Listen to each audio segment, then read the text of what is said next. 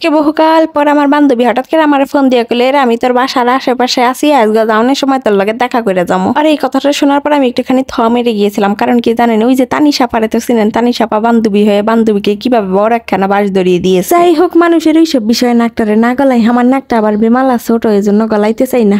এখন কথা হচ্ছে, আমি এই জায়গায় কি রান্না করতেছি সেটা আগে আপনাদের সাথে শেয়ার করে নেই। এই জায়গায় দেখতেছেন চিনিগুলো সুন্দর করে ভাজাভাজি করে ক্যারামেল তৈরি করে নিলাম। এই ক্যারামেল দিয়ে আজকে আমি সুন্দর করে চায়ের কালাবোনা তৈরি করব। আপনারা যদি আমার এই রেসিপি ফলো করে বাসার ভিতরে চায়ের কালাবোনা ট্রাই করতে চান, অবশ্যই এই চায়ের চিনিটাকে বেশিক্ষণ ভাজাভাজি করে আবার কালা বানাইতে যাবেন না, তখন আবার চা তিতে হয়ে যাবে। পরে আবার আমার কমেন্টে কেবেন কি, আপা আপনার রেসিপি ফলো করে আমাদের চা তো তিতা হয়ে গেছে। আসলে নাচতে না জানলে উঠান ব্যাখা, বুঝছেন, বানাইতে পারেন না তখন তিতা লাগে, আর তখনই কমেন্টে এসে এরকম বলেন। যদি এই চাটারে আপনি মনোযোগ দিয়ে ভালোভাবে বানাইতে পারেন, আমি শিওর আপনি তো এই চায়ের প্রেমে পড়ে যাবেন। আপনার যদি বয়ফ্রেন্ড থাকে তাকে বাদ দিয়ে দিবেন, আর যদি বেটা মানুষ হয়ে থাকেন তখন মনে করেন নিজের গার্লফ্রেন্ড বাদ দিয়ে এই চায়ের প্রেমে দিন রাত 24 ঘন্টা মজা থাকতে মনে চাইবো। যাই হোক, এখন কিন্তু আমার চাটা প্রায় তৈরি হয়ে যাচ্ছে। তারপরে এখানে আমি দিয়ে দেবো চা পাতি।